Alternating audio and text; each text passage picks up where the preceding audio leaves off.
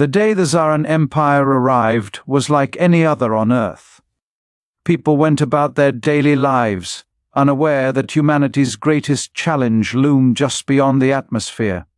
It began with a flicker, satellite communications faltering, GPS systems glitching. Then came the darkness.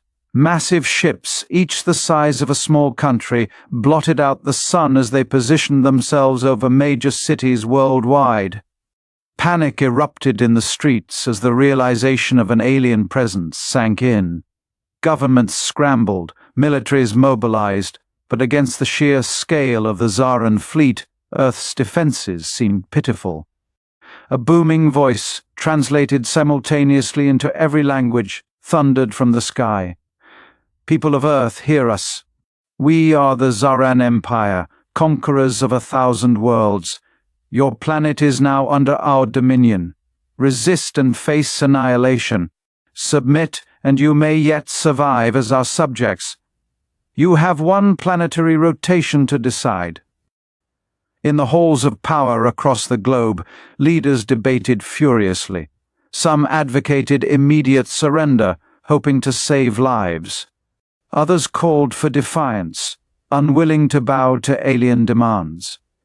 As the hours ticked by, a grim consensus emerged: humanity would not go quietly into the night. The United Nations convened an emergency session broadcast to every corner of the Earth. The Secretary-General, her voice steady despite the weight of the moment, delivered humanity's response to the Zaran Empire. We, the people of Earth, have heard your ultimatum.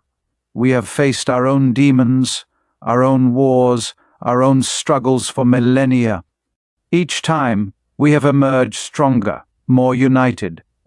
We will not surrender our home, our freedom, or our dignity. If you seek battle, you will find no easy conquest here. Earth stands ready. As the deadline approached, the world held its breath. Military forces were mobilized, civilians were evacuated from major cities, and improvised shelters were hastily constructed. Scientists and engineers worked around the clock, attempting to analyze the alien technology for any weakness. In orbit, the Zaran fleet received Earth's defiant message. The Zaran Supreme Commander, a towering figure with iridescent scales and cold, calculating eyes, allowed himself a small smile.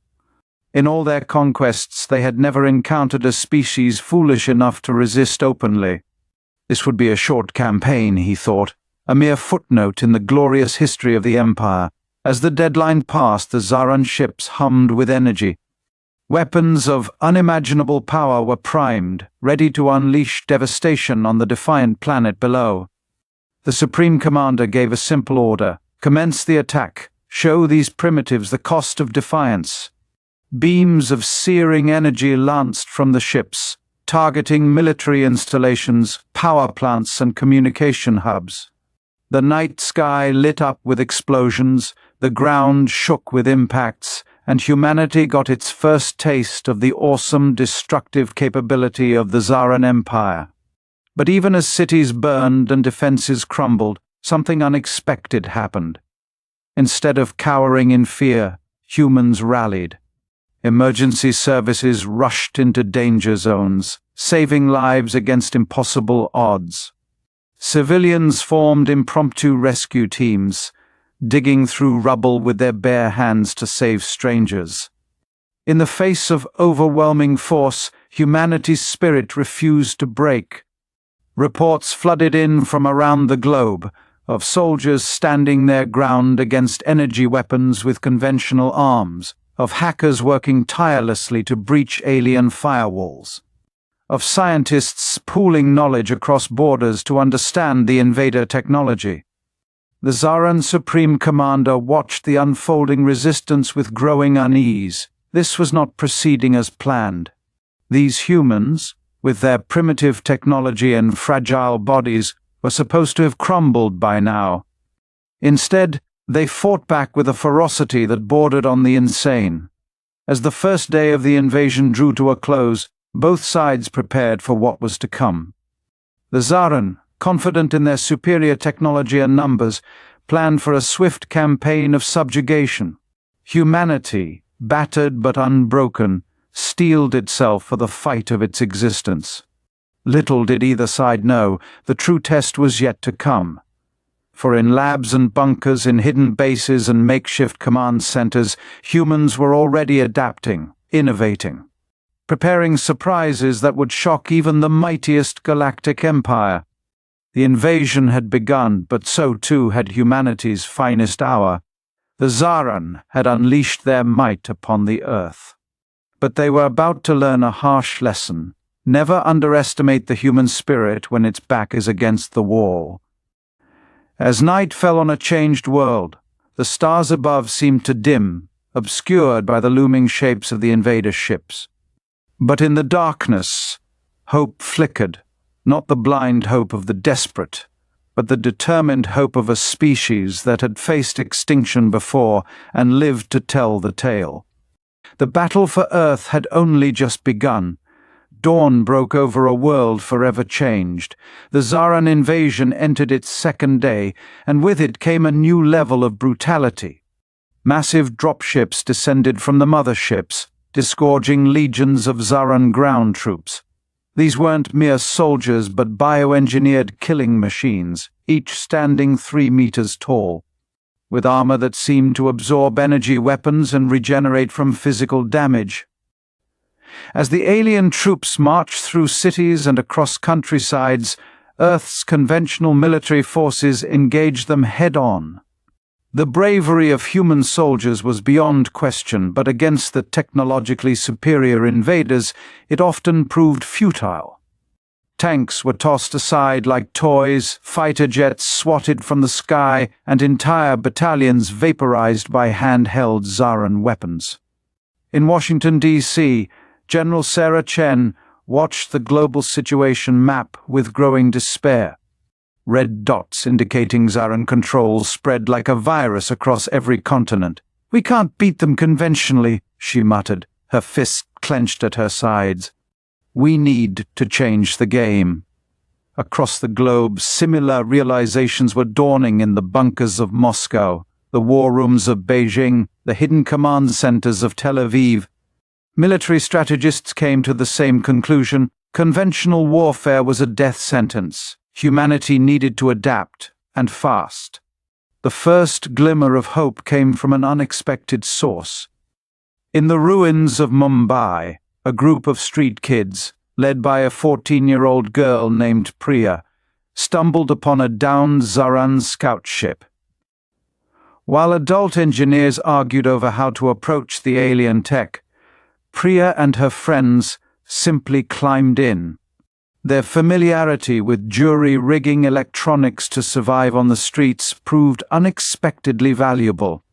Within hours, they had partially activated the ship's systems. "It's like a really fancy video game," Priya explained to the astonished military personnel who arrived on the scene. Her insights, translated into technical jargon, were quickly disseminated to research teams worldwide. It wasn't a breakthrough, but it was a start, the first crack in the Zaran technological armor. Meanwhile, in the Amazon rainforest, the Zaran advance met unexpected resistance. Indigenous tribes, armed with little more than blowguns and an intimate knowledge of the terrain, managed to down several Zaran troops. Their poison darts, derived from native plants, somehow penetrated the alien armor. Samples of the poison were rushed to labs around the world, offering another potential weakness to exploit. As these small victories accumulated, a new strategy began to emerge. General Chen, conferring with her counterparts globally, initiated what would become known as the Mosquito Protocol. Instead of facing the Zaran in open battle, human forces would strike fast, strike hard, and disappear. A global guerrilla war. Special forces teams were reorganized into small, highly mobile units. They struck at Zaran supply lines, ambushed patrols, and disappeared into the landscape before retaliation could arrive. Urban resistance groups turned cities into deadly mazes for the invaders, using improvised traps and intimate knowledge of every alley and sewer. The Zaran Supreme Commander watched these developments with growing frustration. What should have been a routine conquest was turning into a protracted conflict. "Increase the pressure," he ordered. "Raise their cities if you must. These primitives must learn the price of defiance." In response, the Zaran escalated their attacks. Entire cities were threatened with orbital bombardment unless they surrendered. Some did, out of desperate hope to save lives. Others, like New York, responded with a defiant message: "Give us liberty or give us death." The Zaran obliged, turning the iconic skyline of Manhattan into a hellscape of fire and ash. But even as buildings crumbled, the human spirit remained unbroken. From the rubble, survivors emerged not to flee, but to fight. Construction workers became urban warriors, using their knowledge of half-collapsed buildings to set deadly traps.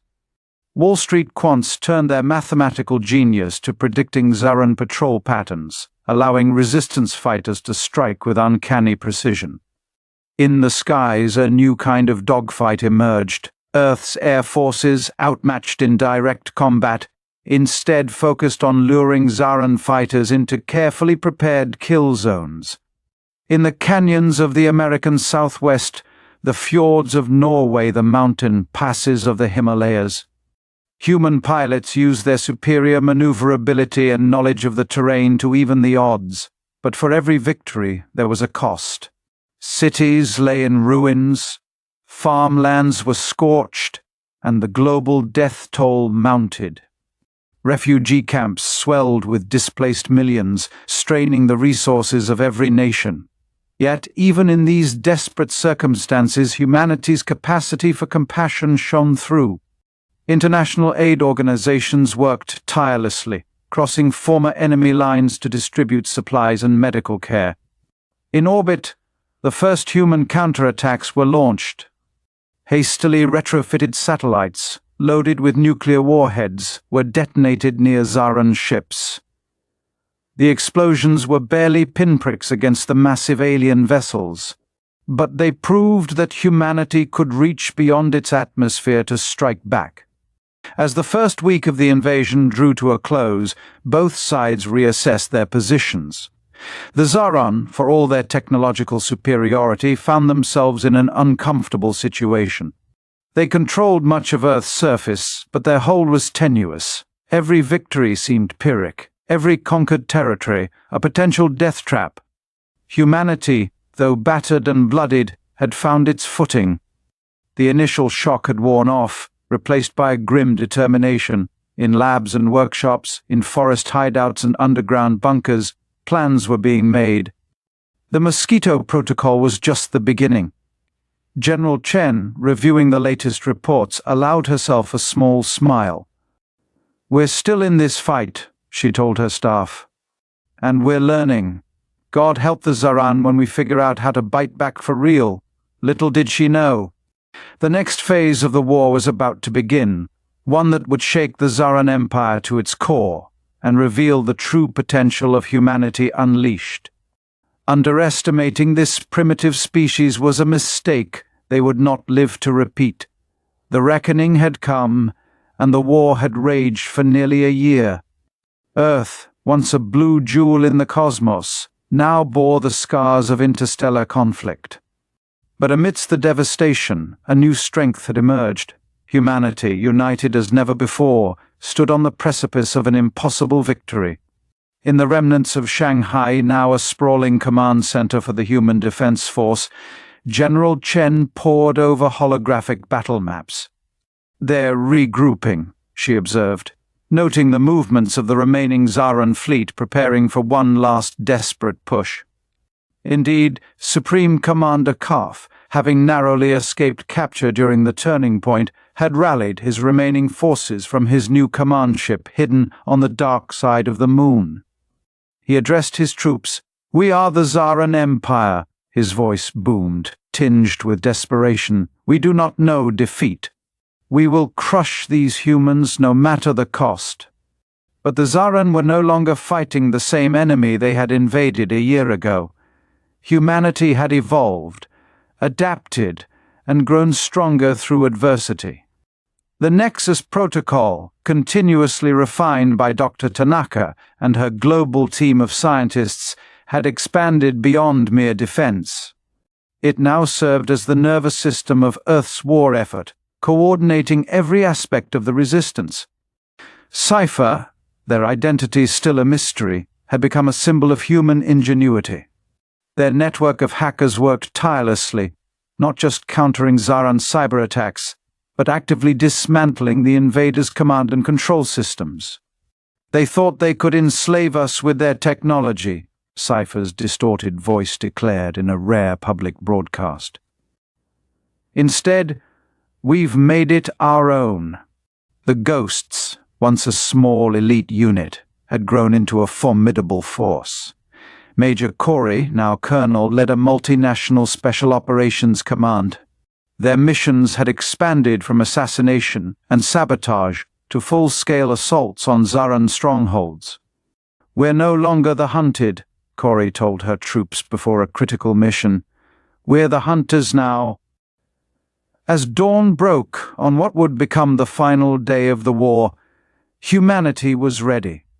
The Nexus Protocol had predicted the Zaran's desperate gambit, a massive all-out assault aimed at breaking Earth's defenses once and for all. But this time, Earth would not be caught unprepared. Space, once the domain of Zaran's superiority, had become a battleground where human ingenuity shone. A fleet of ships, a mix of retrofitted pre-war satellites and reverse-engineered Zaran vessels, stood ready to meet the alien armada. At their helm was Admiral Yuki Tanaka, the brilliant scientist who had now become a military leader out of necessity. "All ships, battle stations." Tanaka's calm voice echoed across the comm channels. "Remember your training. Remember what we're fighting for. Today, we end this war." The battle erupted with a fury that could be seen from the planet's surface. Energy beams crisscrossed the void, missiles left trails of fire in their wake, and explosions bloomed like deadly flowers in the black of space. On the ground, Zaran dropships attempted to land fresh troops, only to be met with a prepared and coordinated defense. In the ruins of Paris, a young resistance fighter named Matthew led his squad in repelling an alien assault. Armed with weapons that melded human creativity with Zaran tech, they fought with a ferocity that surprised even themselves. "For Earth!" Matthew cried as he fired, his voice echoed by millions around the globe, the battle cry of a species that refused to be conquered. In orbit, Admiral Tanaka's fleet engaged in a dance of death with the Zaran armada.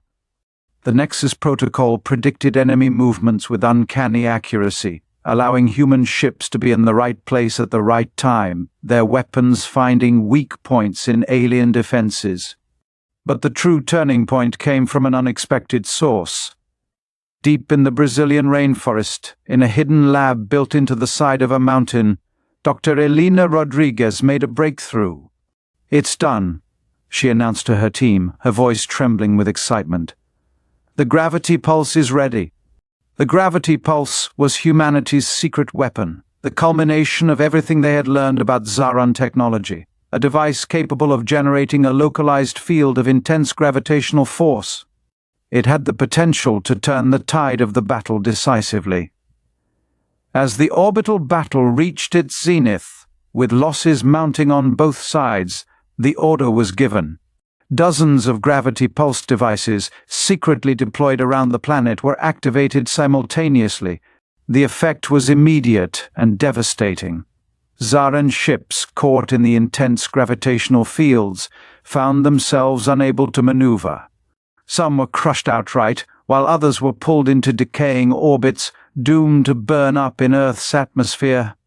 Supreme Commander Kaf, watching his fleet disintegrate around him, finally understood the magnitude of his error. These humans, whom he had dismissed as primitive, had not only matched Zaran technology but had surpassed it in ways he could barely comprehend.